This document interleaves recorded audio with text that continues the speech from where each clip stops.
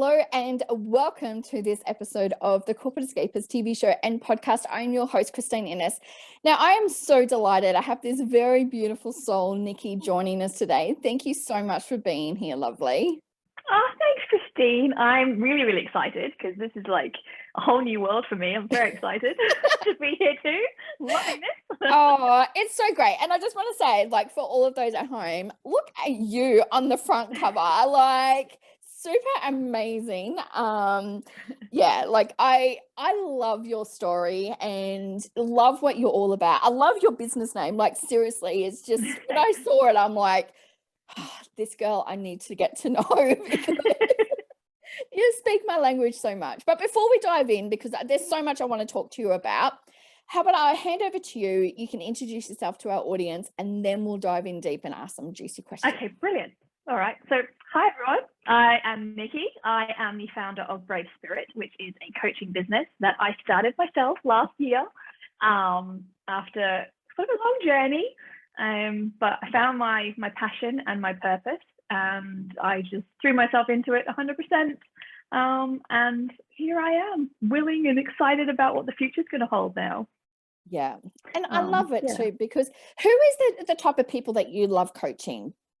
I love coaching mums because it's something that's very close to my heart, being one myself, and all the varieties and things that sort of make for people.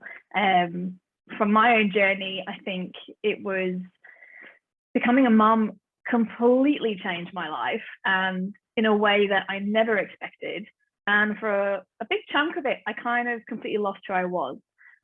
Forgot about me, Nicki, the human being, that pre-mum. And I've been on a big journey to remember who that person is. And I think that's why this company that I've started, Brave Spirit, that is where it is at the heart, is talking to other mums to help them reinvigorate their life, find the joy in every day, remember who they are, and to grow. Because I think that's the most important thing, is helping mums grow into whoever it is they want to be. Yeah, I think you're so right, because we do get lost being a mum. Like, everything's new, so you're learning everything all about the baby, but then you forget that, like you said, you grow personally as well, because you're responsible for this tiny human being, and it's a huge responsibility. And then all of a sudden, you know, I mean, look, my son's just turned 25, so it's sort of like, holy crap, where did the years go? So things can just go by so quickly. So to actually get to know who you as the person, not just so-and-so's mum or so-and-so's wife, or, your career and all that sort of stuff, it is so important. So this is why one of the things that I absolutely love what you're doing, and it's so needed right now for women, because we live in crazy world. Like, we're crazy busy. Yeah. And I think, the last 2 years, like, this is so unexpected and so out of, I think, all our comfort zone of the learning trajectory we've all had to go on, and the extra pressures that it's put on everybody, no matter what your life circumstances. So I think it's so crucial now to have people that you can actually reach out to and go, look, I don't know what I'm doing. I don't feel like I should, or I'm unsure about what my next steps are. I mean, for me, I'm on a whole new journey. Emily's just started Kindy, so she's in her second week in Kindy. So this is like a whole new world for me after 5.5 years of having full-time care of her. And I think that's, as I said, motherhood, parenthood, there's the very beginning where you're kind of just handed this baby and off you go. And then you've got, as you said, as they grow, then they've got the school, and then you've got the other end of the spectrum as well, as parents. Of when your children are at high school, they don't need you necessarily as much anymore. Or, off they go to university, or they go and have their own life, but you never lose that parenthood. You're still a parent, but, you've got to also finding that identity of reinventing yourself as that parent as they grow. And then, and also, if you are married or you're in a partnership or whatever, remembering, growing together as that as well, because life is, as you said, always changing. And just when you think everything, you kind of got hold of it, there's always a curveball or something comes in, and it's having those tools to be able to fall back on and go, actually, no, I know how to deal with this. This is, these are things I can do for that. This is how I can find my joy again. This is how I can organize my day. This is what I want to go after in my life. And I know how to do that now because, you know, I've got a coach, or I've been seeing a coach, or, you know, that kind of thing. So, Yeah, I agree. I think in everyone's life, you need to have a coach at one stage because, like you said, they are life tools that you have forever. Because, like you said, everything will happen like multiple times in your life. And they're just, I feel like it's like a little toolbox that you get given that you can always go back to and open up, and you go, oh, that's right. They said to do this, and I can use that again, because they're not something that, you know, it's something that you can constantly use. And I love what you just said before, is that, you know, stuff will happen, you know, and this is what I keep saying to everyone. It's called life. If you are just plateauing like this, you're basically dead. Jay Shetty says that it's like a heartbeat. Like your life should be like a heartbeat. It goes up and down. And the tools that a coach gives you will actually allow you to, you know, I guess, embrace all those ups and downs as well. Because everyone wants to always, you know, focus on all the good and, you know, enjoy life. But as I said, that's unfortunately not a reality. There's going to be those lows. There's going to be those times where you know, something awful happened. And I think that's where a lot, the coaching tools and the grounding that you can get from that, and personal development in general, can really help you push through. I mean, my journey started, I ended up going to see a coach. And you know, I read a book called Feel the Fear and Do It Anyway. You know, it's one of those things that, you know, we all have things that we're afraid of. I think when you become a parent, they kind of, you know, exponentially grow as well. But there's certain things I've had to face, and knowing that I understand that you know, a lot of my fears are so shared with so many other people, and that they are normal. You know, it's not that you know, there's nothing wrong with me for fearing those kind of things that might happen, but it's knowing that we haven't got control over those things. But I actually have the tools now, so when something bad happens, you know, yes, I can feel it. Yes, I can let my emotions show. I can be angry. I can be, you know, sad, but it doesn't control me. And I know how I can face it. And I know how, you know, how to get through those things. And I think that's really important. Yeah, I agree with you. And I think, you know, the big thing that I guess as mums, like we all go through, is it is every day is a learning day. Every day there's something new that we have to learn. You know, and, you know, wait till you get to teenage years. Like, that's a whole new level. Like, I'm not looking forward to that. It's crazy, you know, but the part is that, you know, if you can have those tools at earlier on, it's actually going to set you up for success so much more in life. And, you know, and that's what I love about coaching. Is like you said, they're for a forever tool as well. And I think as well, from me, like when I'm coaching clients, it actually reminds me of the things that I'm supposed to be doing as well, because, you know, we're not perfect. Things drop the ball, and I've got some good habits, and I've got things I've started, and then I forgot about that. You know, when you're constantly, you know, working with people, you're also reminding yourself, which is fantastic. But also, you know, kids watch you. They, you know, we are who they learn from first. So, you know, by having your good tools and working on yourself, your children are going to see that, and they're going to pick things up. You know, with, you know, as I said, affirmations, your kids can do them as well. And like vision boards, you can work with them with children. Like they can have vision boards and goals, and it's, you know, all the things you do to improve yourself, you can pass on to your kids. That means they're getting a better start as well, and they can then work with things and deal with things and have the strength to do that as well. So it's like this massive flow-on effect. It's just fantastic.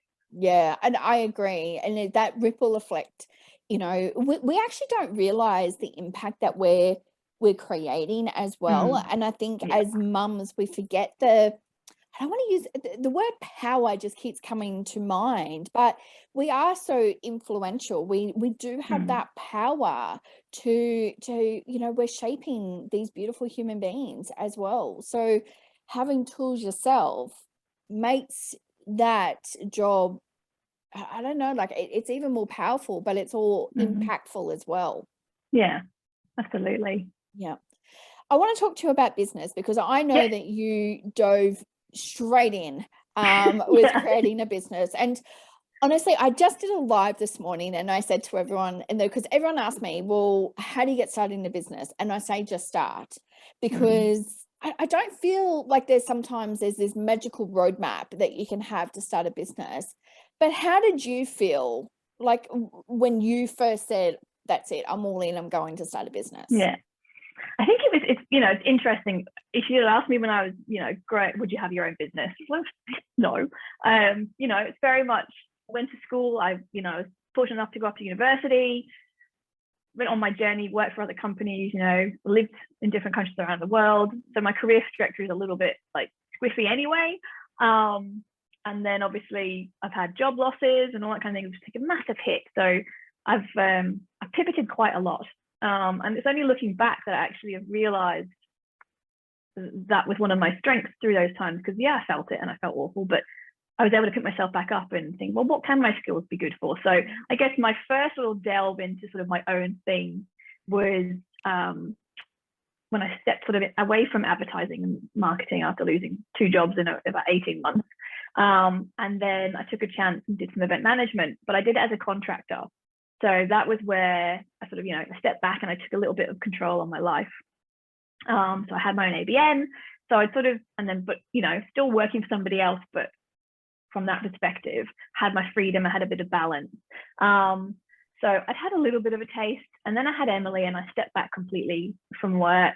And then I delved into what a lot of mums and people do. I did some network marketing, which was fantastic at the time. And, I still use the products, and I have no problem with any of that kind of stuff. I love it because it gave me my journey in terms of personal development.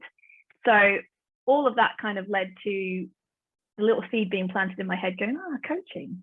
This is what I really like. I really enjoy talking to people, listening to them, not giving them advice, but just saying, oh, have you read this book? Or, those kind of things. So I was like, okay, there's little seeds. Then, as I said before, I did go and see my own coach, who just totally blew my mind. And she was fantastic and really helpful. And as I said, it took me that couple of years to kind of let that grow. Emily Green found the right course for me. Did that in 2021, like the very beginning of 2021. I just went, okay, let's do this. And it was, as I said, light bulb kind of happened. I was like, yeah, this is definitely what I want to do. And because I'd kind of had a few little sort of baby steps into my own thing, I was like, I don't want to work for anyone else. No, I'm not employable. I'm just not going to be. I want to have my family first. Emily is, top priority. And it was like, okay, well, let's just do this. The college I'm part of are fantastic, and they just encourage you just get started. Don't overthink it. And as I said, timing was kind of right, because it just kind of fell into place quite nicely. I have got a brand name. I chose Brave Spirit. You don't have to. Don't ever worry about those kind of things. But as I said, for me, it was that I felt like I wanted that. And I know in the magazine they did talk about, like, Brave Spirit was like one of those funny things, vision board, mine one behind me. Finding a name took a really long time. I was like writing lists and having ideas, and then you go and try and find a domain and it's not there. And then it was like that last time I had a graphic designer lined up to help me do the design. She's like, you need the name. And I'm like, oh, I'm not going to find a name. What am I going to do? And I'm just frustrated. And I just sat there, and then I looked up, and these 2 words just came out on my vision board. They've been there for like 6 months. So I was like, boom. And then it was like, the domain was free and everything. And I was just like, that's it. I spoke to my accountant saying, look, this is what I'm going to do. So we just had to tweak a couple of things in my ABN. And that was it. Then you just do the brave thing of posting about it on social media and letting your friends know, like, I'm on live. That's it. I'm open. And you just carry on. It's like, yes, it's scary, but it's more exciting. And as long as you keep kind of a level head, you've got to put the work in. I obviously launched, and then we had the second lockdown in Sydney, which went on for 4 months, which I wasn't expecting. So again, I pivoted. I was fortunate enough. I had a few clients. I thought, you know what? I'm just going to focus on them and focus on what else I can add to my business now. So that's what I've kind of done. And it's the baby steps. You're not going to take over the world in the first 6 months unless you're extremely, extremely, like, had the most amazing idea ever.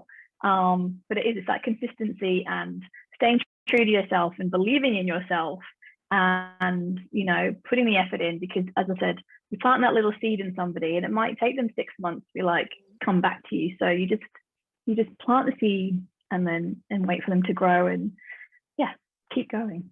Yeah. And I think you're right. Like, consistency really is key, because nothing happens overnight. And I hear it from so many people. They're like, oh, famous people that have created beautiful brands and they're like, well, how, it just happened overnight. And they're like, oh no, like it's been like 5 years, 10 years in the making. And I can't remember the girl's name. I listened to her. I did Tony Robbins last year, and she's created this beautiful makeup brand.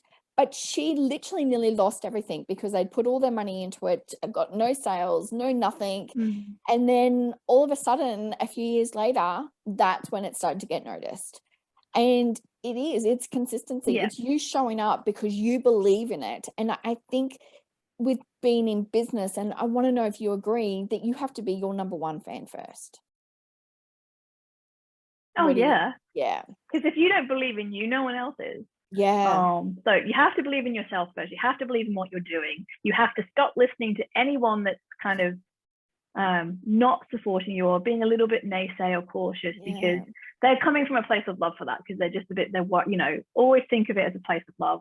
They're worried, they're unsure, it's something that they probably would never think about, or it's a bit straight, it's different to that. It's like, you shut all that off, find the people that are there to encourage you. As I said, find the support network, find the corporate escapists, find other networking, go and find people to surround yourself with that have done it and can keep encouraging you. I've got a business coach now, which has really helped me and in supporting me in that side of things, because although I know how to coach and I love coaching, I love people, the nitty gritty side of owning a business, having that, okay, you need to do this next and this next, and do set this up this way, and that, it's invaluable.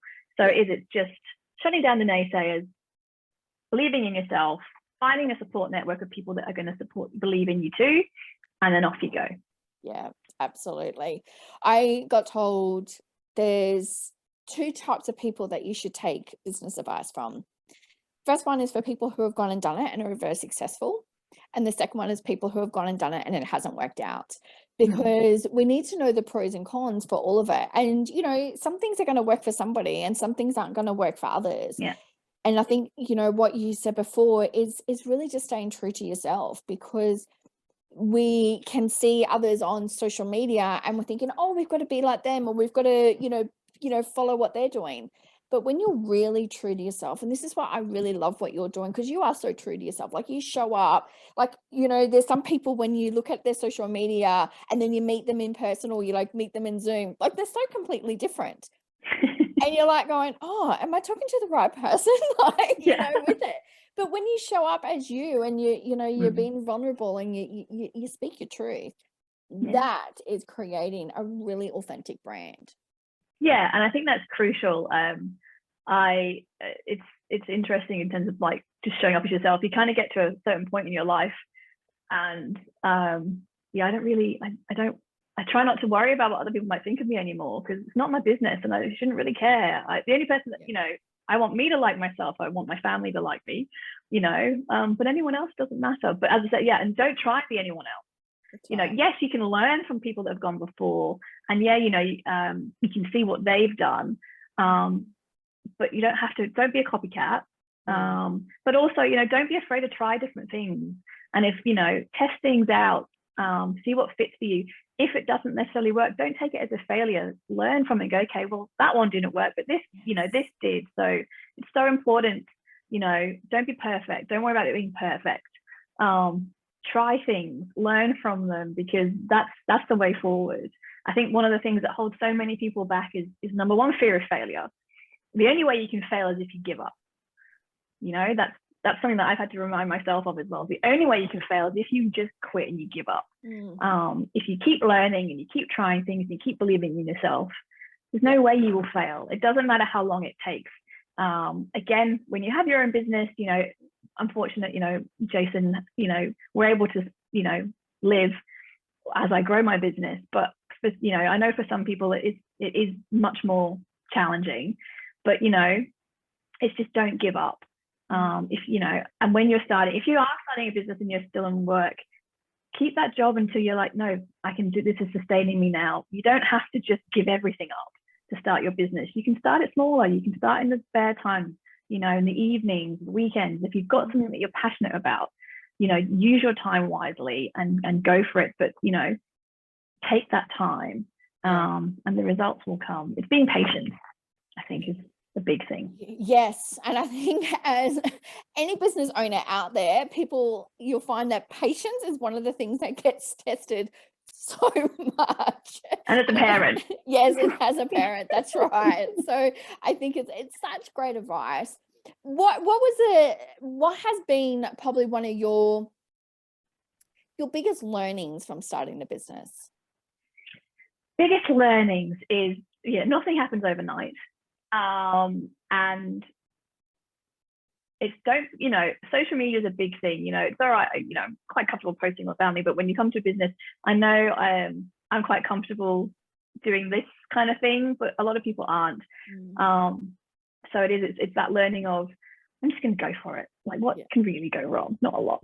But I think the biggest learning for me was not necessarily thinking small. Like, yes, I'm based I'm in Sydney, I'm in Australia, but I don't have to think about my business just being Sydney, Australia.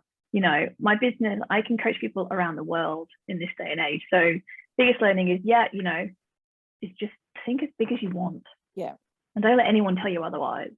If you've got a vision and a dream, you know, just have it up there, put it out there, write it down, write your goals down, and don't discount anything that could come your way. So I think that's my biggest learning is, just opening up my mind to global rather than just national.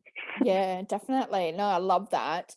And I think also too, I think the pandemic has allowed us to think outside the box a lot more for a business. So, you know, that we've got beautiful Zoom, like, you know, all these other different tools that doesn't limit us to just our location as well. Yeah.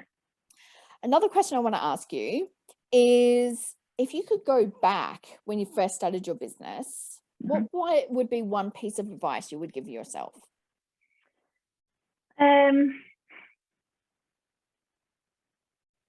Interesting question. I think the one bit of advice would be put your business first for a little bit. So it's very easy as a parent to get a bit waylaid, and your business work, the work you need to do, you know, in your business, especially when you're starting, can kind of fall to the wayside. So it's putting that first, not at the expense of everyone else, but making sure when you're planning your weeks, when you're planning your days, that's a non-negotiable. So this is what I'm doing. Housework or, you know, whatever else. Get help, ask for help to get things done, but you have to make sure you put that first. Otherwise, it's very easy to just let it slide, and then you'll never get off the ground. Yeah, I love that. I think it is the best piece of advice that anybody needs to hear. So if you get nothing out of it, just this little bit, take note of that, because it is so true. Because I think as mums, we prioritize everybody else by ourselves. And I think that's, you know, one of the key things. Like, there's so many mums out there that want to have a business, but they think that they've got to be absolutely everything, or the house has to look perfect. And, you know, sometimes it's just managing even our own expectations as well of what life should look like. Like, we don't have to be Instagram worthy all the time. So definitely not. Definitely not. And a last question I have for you.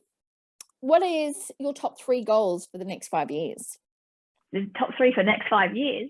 Okay, so for me, it is obviously, I've got my first 1 year, this 1 year goal would be to be coaching over 100 clients this year.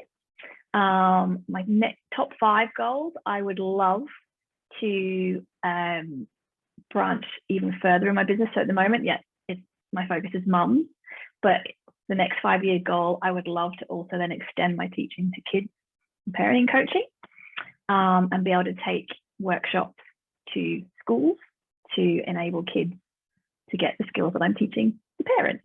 So that's kind of my next big goal. And just and just enjoy my ride. I'm not giving myself big specifics, if that makes sense at the moment. But yeah, as I said, this year is over 100 clients, and then 5 years is successful coaching, mums and parents, and also a whole new division of kids coaching. So that's what I'd love to do. I'm so excited to be able to be part of your journey, but just to sit and watch you evolve. I think you're doing an amazing job. Everybody needs you. So if you're a mum, make sure you reach out to Nicki.